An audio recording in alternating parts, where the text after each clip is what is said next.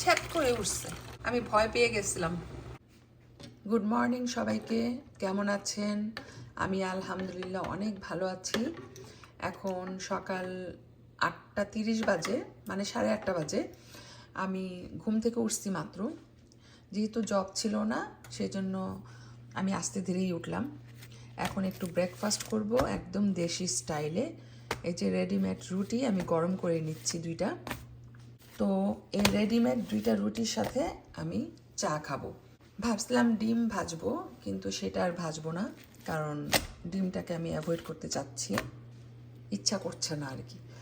তো যাই হোক, এখন আমি চাটা বানাই নিই, চা আর রুটি খাবো দেশি স্টাইলে।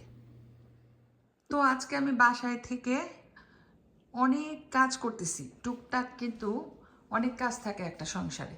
তো কিচেনটা ক্লিন করছি, তারপরে এই যে এদিকে লিভিং রুম ক্লিন করছি, ওই সাইডটাও করছি, তারপরে আপস্টেয়ার্স গেলাম, আপস্টেয়ার্সে যেয়ে সব কিছু গুছায় গাছায় ক্লিন করে দিয়ে আসছি।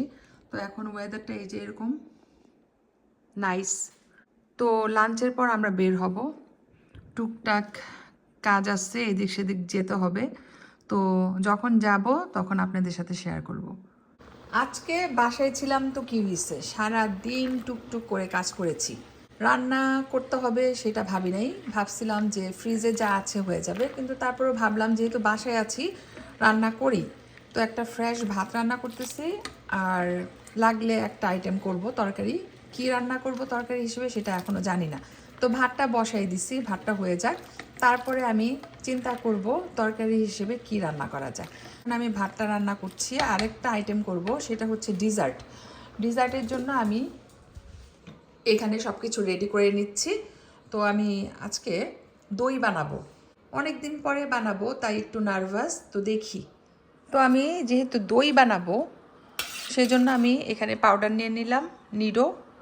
এখানে 2 কাপ গরম পানি, আর সাথে আমি এই নিডো পাউডারটা অ্যাড করতেছি। দোয়া করবেন যেন ঠিক মতো হয়, না হলে মান সম্মান সব শেষ। তো আমি এটাকে ভালো করে নেড়ে চেড়ে মিশিয়ে নিই। আরেকটু পানি দিব, সাথে আমি আরেকটু দুধ দিব। আমি আমার মতো করে করছি আর কি। তো আরেকটু দুধ দিয়ে দিচ্ছি।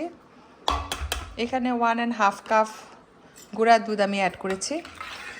তারপর এটাকে নেড়ে চেড়ে মিশিয়ে নিচ্ছি। একটা পাতিলে আমি ক্যারামেল বানায় নিব। তো এখানে আমি পরিমাণ মতো ঘি দিয়ে দিলাম, আর পরিমাণ মতো চিনি অ্যাড করছি।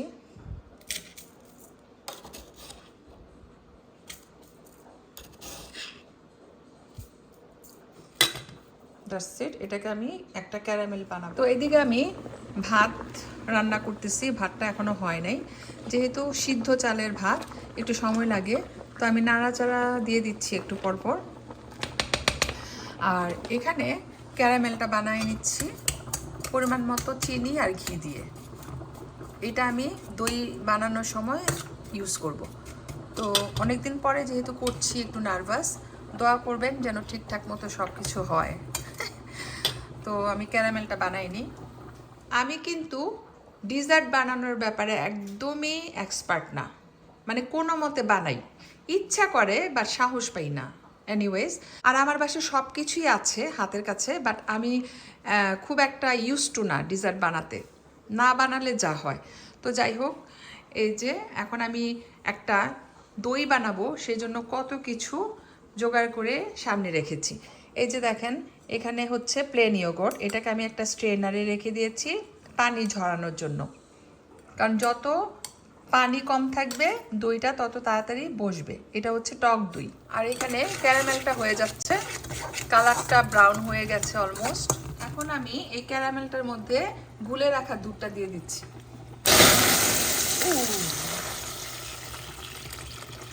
ছ্যাপ করে উঠছে, আমি ভয় পেয়ে গেছিলাম। আর সাথে আরো চিনি অ্যাড করব। এই যে অ্যাডজাস্টার্স ফ্যানটা একটু ছেড়ে দিলাম, কারণ অনেক বেশি গরম হয়ে গেছে এই জায়গাটা। আমি বেশি করে এখন চিনি দিয়ে দিচ্ছি।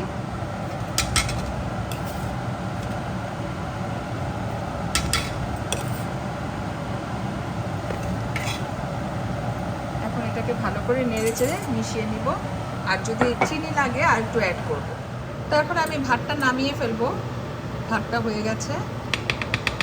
আর এদিকে দুধটাকে ভালো করে জাল দিয়ে নিচ্ছি। 5 মিনিটের মতো জাল দিব, তারপরে আমি চুলাটা অফ করে দিব। তো ভাত রান্না করে ফেলছি, আর তরকারি হিসেবে কি রান্না করব সেটা এখনও চিন্তা করি নাই, কারণ মাঝখানে আমি আবার দই বানাচ্ছি। তো দইটা আগে বসাই, তারপরে আস্তে ধীরে চিন্তা করব যে কি রান্না করা যায়। তো দুধটা অনেক বেশি গরম ছিল, তো আমি নেড়ে চেড়ে এটাকে ঠান্ডা করে নিয়েছি। মানে একদম ফুল ঠান্ডা না, হালকা কুসুম গরম যেটাকে। তো এখন আমি এই যে টক দই দিয়ে দিচ্ছি পরিমাণ মতো।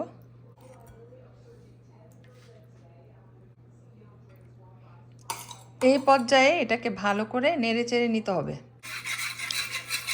তো প্লেন ইয়োগর্টটা মানে টক দইটা আমি দুধের সাথে ভালো করে মিক্স করে নিছি।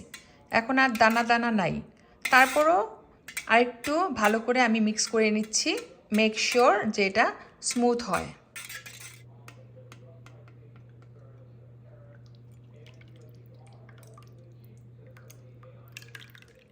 তো এই যে আমি একটা বড় ডিশের মধ্যে নিয়ে নিলাম। এটাকে আমি 375 ডিগ্রিতে রেখে দিব 1 ঘন্টার জন্য। তো এই যে দেখেন আমি 375 ডিগ্রিতে দইটা বসালাম 1 ঘন্টার জন্য। দোয়া করবেন যেন ঠিকঠাক মতো হয় আর আমার মান সম্মান থাকে। তো আমি এখন ওভেনটা বন্ধ করে দিচ্ছি। তো এই যে 375 ডিগ্রিতে রেখেছি। তো এইদিকে আমি চিংড়ি মাছ ভুনা করতেছি, কারণ কি রান্না করব বুঝতে পারছিলাম না।